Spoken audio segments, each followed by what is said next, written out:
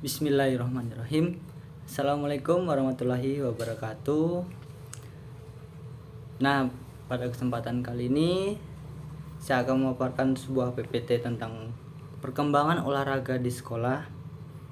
Pertama-tama, perkenalkan, nama saya Riki Irawan dengan NIM 2003 015 00048 PJKRA Universitas Negeri Makassar. Nah, pada kesempatan kali ini saya akan menjelaskan PPT tentang perkembangan olahraga di sekolah. Nah, sejalan dengan perkembangan dari waktu ke waktu, perkembangan olahraga di sekolah telah mengalami perubahan-perubahan. Hal ini nampak dari perubahan nama yang digunakan dari satu periode waktu ke periode waktu lainnya. Dalam perjalanan sejarah perkembangan olahraga di sekolah, kita mengenal beberapa masa perkembangan, yaitu yang pertama ada masa gerak badan pada tahun 1945 sampai dengan 1950. Kemudian masa pendidikan jasmani 1966 sampai dengan 1961. Kemudian masa olahraga pada tahun 1961 sampai dengan 1966. Dan masa olahraga pendidikan tahun 1966 sampai dengan 1977. Dan yang terakhir yaitu masa pendidikan olahraga atau pendidikan jasmani dan olahraga, yaitu tahun 1978 hingga sekarang. Selanjutnya A, yaitu periodisasi perkembangan olahraga di sekolah. Para mahasiswa yang berbahagia, seperti telah disebutkan, perkembangan olahraga di sekolah telah mengalami beberapa perubahan ya. Nah, yang pertama ini ketika istilah gerak badan di setting di persekolahan, yaitu tahun 1945 dan 1950. Kemudian pendidikan jasmani 1950 sampai dengan 1961. Kemudian olahraga 1961 sampai dengan 1966. Olahraga pendidikan 1966 sampai dengan 1977, dan pendidikan olahraga dan pendidikan jasmani dan olahraga 1978 hingga sekarang.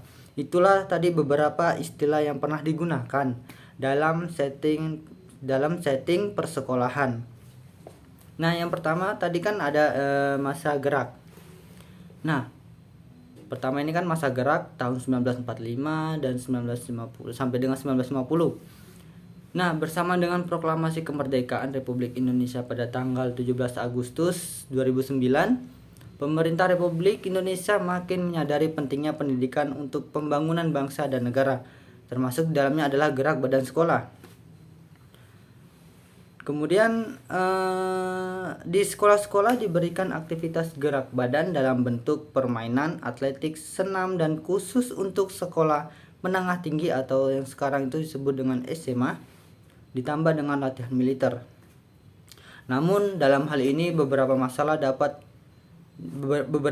yang mendapat perhatian khusus dalam pelaksanaan gerak, yaitu antara lain gerak badan untuk anak perempuan dilakukan terpisah. Kemudian B, perlunya nasihat dokter untuk melaksanakan gerak badan. Kemudian C, bahan pengajaran diambil dari permainan dan kesenian nasional. D, adanya perlunya musik. Kemudian E, perlunya kepanduan. Kemudian F, perlunya pencegahan ekses dalam perlombaan. Kemudian G, perlunya pemerintah membiayai kegiatan, perlunya lapangan olahraga, kemudian di setiap sekolah ya, kemudian perlunya menolong sekolah partikulir, dan perlunya mengadakan kursus kilat bagi guru-guru. Kemudian yang kedua yaitu masa pendidikan jasmani, yaitu tahun 1950 sampai dengan 1961. Nah, terbitnya Undang-Undang Nomor 4 tahun 1950 yang kemudian menjadi Undang-Undang Nomor 12 tahun 1945 ini ya, memberikan landasan kuat kepada pelaksanaan kegiatan olahraga di sekolah. Nah, beberapa peristiwa keolahragaan yang terjadi pada masa pendidikan jasmani antara lain yang pertama implementasi kegiatan olahraga di sekolah telah dilaksanakan secara teratur. Kemudian B, banyak dilaksanakan perlombaan dan pertandingan antar sekolah, baik lokal maupun antar kota, bahkan ada yang mencapai tingkat nasional. C, secara struktural dibentuk inspeksi pendidikan jasmani. Kemudian D, pada tanggal 17 Agustus 1959 dibentuk sebuah Menteri Pendidikan ya. Dalam hal ini pengajaran dan kebudayaan memberikan instruksi untuk melaksanakan Sabta Usaha Tama, di mana satu unsurnya adalah penggiat kesenian dan olahraga. Kemudian yang terakhir adapun untuk perkembangan sekolah-sekolah di mana para calon guru olahraga dididik. Nah, kemudian dapat dikemukakan beberapa hal dalam perkembangan di sekolah ini ya, yaitu pada tahun 1950 itu terdapat berturut-turut didirikannya Sekolah Guru Pendidikan Jasmani atau SGPD di Yogyakarta, di Bandung 1950, Surabaya 1951, Medan 1954 dan Ujung Pandang ya 1954. Dan di samping SGP dan Akademi Pendidikan Jasmani APD di Bandung dan Yogyakarta, adapun jurusan Pendidikan Jasmani di Fakultas Sastra. Kemudian kursus B1 Pendidikan Jasmani dan lulusannya dapat ditugaskan untuk meneruskan belajar pada kursus B2 Pendidikan Jasmani di Yogyakarta dan Jakarta. Nah, selanjutnya ini ketiga, masa olahraga. Masa olahraga yaitu tahun 1961 sampai dengan 1966. Dipercayanya Jakarta menjadi tuan rumah Asian Games keempat, menuai perubahan struktural Departemen Pendidikan dan Kebudayaan. Biro Pendidikan Jasmani menjadi Jawatan Pendidikan Jasmani. Perubahan itu secara politis dirasa kurang tepat. Namun karena Asia Games diharapkan menjadi forum tempat bangsa Indonesia membuktikan kemampuannya dengan mengukir prestasi tinggi baik dalam cabang-cabang olahraga yang dipertandingkan maupun dalam organisasi penyelenggaraan. Dalam kaitan itu ada disertai dengan keyakinan penuh ya bahwa olahraga menjadi sarana ampuh untuk menggembleng bangsa menjadi manusia Indonesia baru. Maka pada masa olahraga ini dibentuklah Departemen Olahraga melalui keputusan Presiden nomor 131 ya tahun 1962 yang menyatakan bahwa olahraga meliputi segala kegiatan atau usaha untuk mendorong, membangkitkan, mengembangkan dan membina kekuatan-kekuatan jasmani maupun rohaniah pada tiap manusia. Namun beberapa tugas pokok dari Departemen Olahraga ini adalah mengatur, kemudian mengkoordinasi, mengawasi, membimbing, dan di mana perlu penyelenggaraan semua kegiatan atau usaha olahraga termasuk pendidikan jasmani di sekolah rendah sampai universitas, dan menyelenggarakan pendidikan tenaga ahli olahraga seperti guru olahraga, pelatih olahraga, dan tenaga ahli olahraga lainnya yang diperlukan oleh Departemen Olahraga. Kemudian mempertimbangkan potensi pelajar ya sebagai bibit olahragawan yang dapat dijadikan ladang kerja yang cepat memberikan hasil. Maka dikeluarkanlah surat keputusan Menteri Olahraga dan Menteri Pendidikan Dasar dan Kebudayaan tentang keinginan untuk memberikan bimbingan dan pengawasan dalam melaksanakan program olahraga pelajar. Nah, pada masa olahraga ini hal penting lainnya yang terjadi pada masa ini itu adalah perubahan penting dalam pendidikan olahraga atau pendidikan guru olahraga ya di bawah pengelolaan Departemen Olahraga yakni SGPD. Kemudian diubahnya menjadi sekolah menengah olahraga tingkat atas dan lamanya belajar hanya 3 tahun saja setelah SLTP. Kemudian SMOA diharapkan mampu menyiapkan pembinaan olahraga yang diperlukan oleh masyarakat dan sekolah. Kemudian dia menyiapkan calon mahasiswa sekolah tinggi olahraga atau STO dan menyiapkan olahragawan berprestasi. Namun untuk itu mencapai cita-cita tersebut, SMOA diperlengkapi dengan asrama ya dan diberikan peralatan yang memadai. Sama dengan SGPD. Perjuangan itu tidak mungkin dipertahankan karena munculnya SMOA dalam jumlah yang banyak, sekitar 50 sekolah.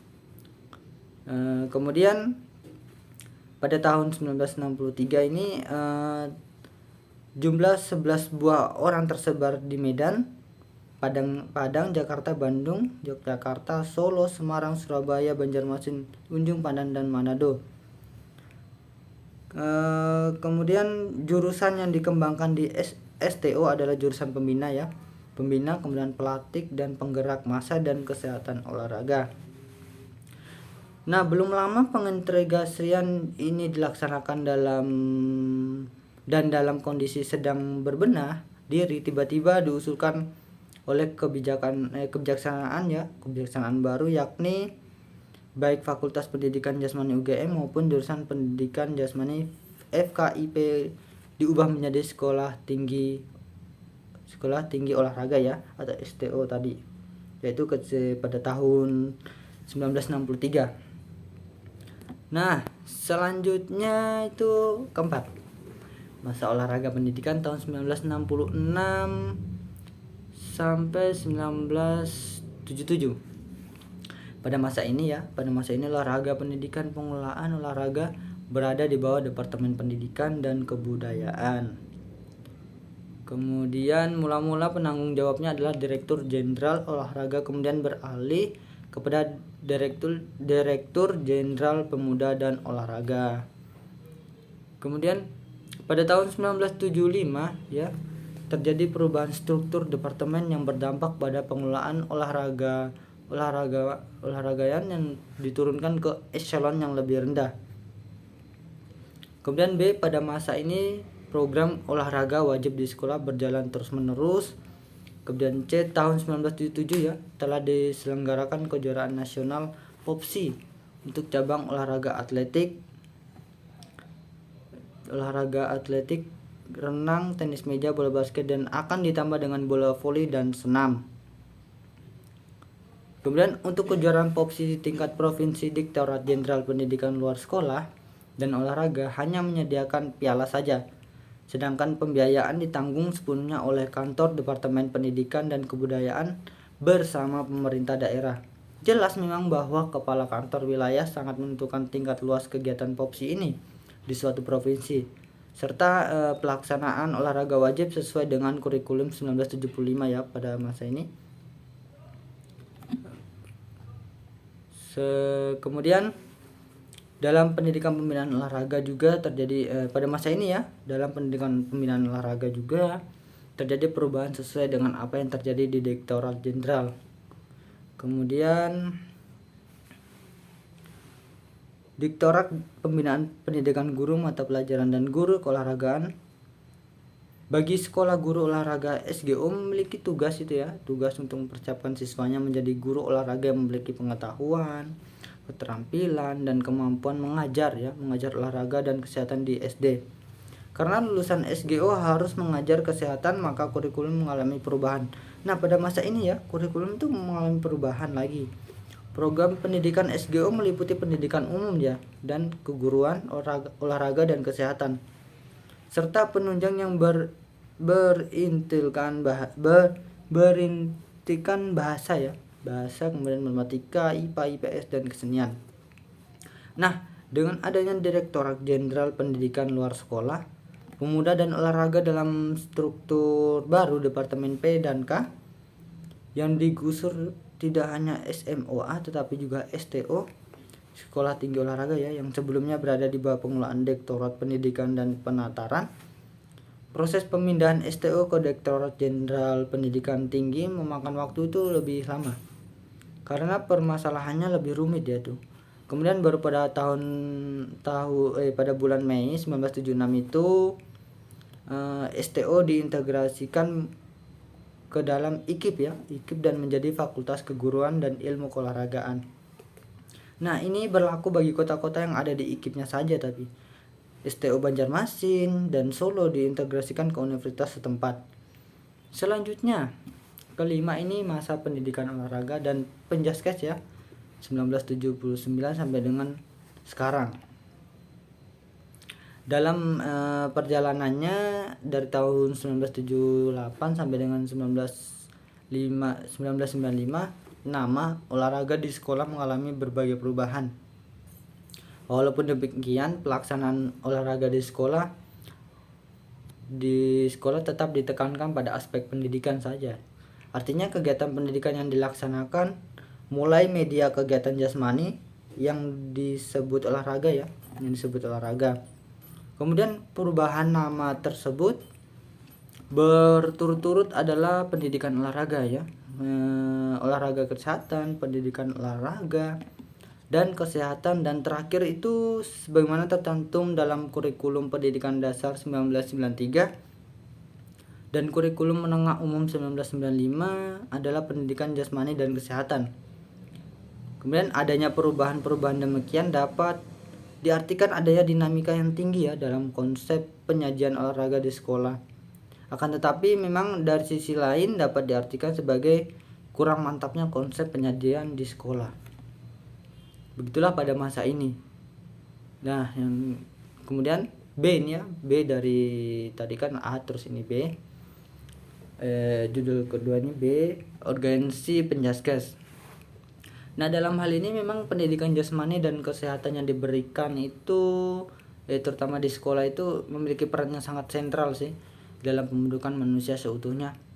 Kemudian pendidikan jasmani tidak hanya berdampak positif pada pertumbuhan fisik anak ya, melainkan juga perkembangan mental, intelektual, emosional dan sosial. Kemudian diberikannya penjaskes sebagai rangkaian isi kurikulum sekolah bukanlah tanpa alasan juga sih memang. Karena kurikulum yang merupakan seperangkat pengetahuan dan keterampilan merupakan upaya sistematis untuk membekali siswa atau peserta didik ya untuk mencapai tujuan tertentu. Nah, dalam hal ini adalah menjadi manusia yang lengkap dan utuh. Tidak ada pendidikan yang lengkap tanpa pendidikan jasmani memang. Dan tidak ada pendidikan jasmani tanpa media gerak.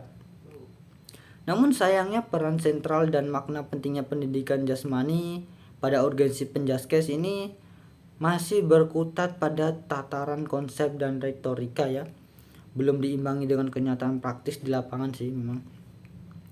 Banyak faktor pendidikan menyatakan bahwa pendidikan jasmani penting diberikan kepada anak. Tetapi dalam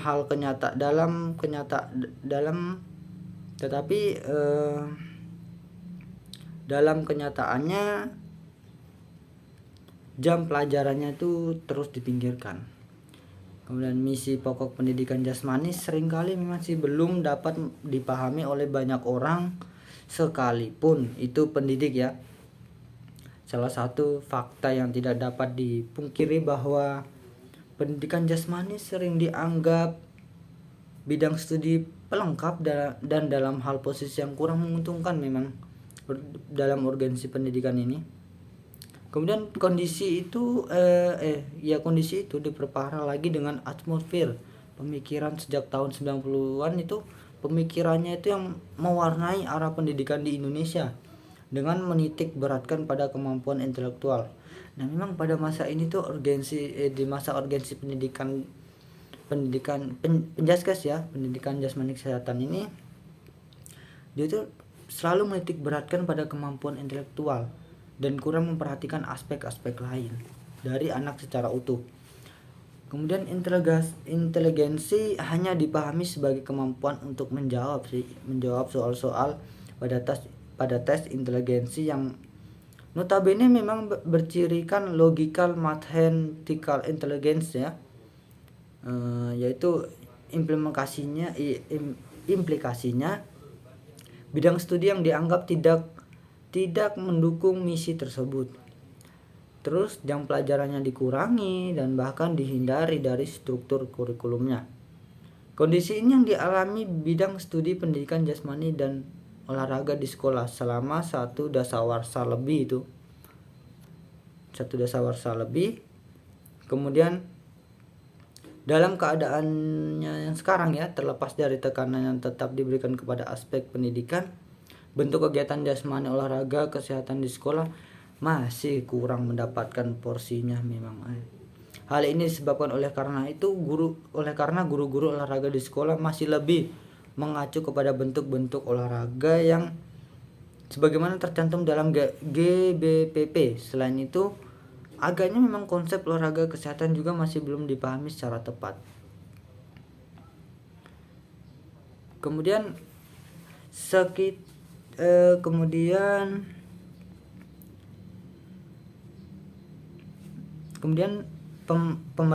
pemerintah telah menyusun sedemikian banyak bentuk olahraga kesehatan dari mulai SPI, seri A, B, C, dan D, dan sampai SKJ juga itu udah buat tahun 1984, 1986, 1992, dan 1996. Namun memang kenyataannya menunjukkan pula kurang sinkronnya tata laksana kerja antar lembaga-lembaga terkait. Memang. Nah, itu tadi sekian presentase PPT tentang perkembangan tentang perkembangan olahraga di sekolah. Kurang dan lebihnya mohon dimaafkan. Wabillahi taufiq wal hidayah. Wassalamualaikum warahmatullahi wabarakatuh, dan salam olahraga.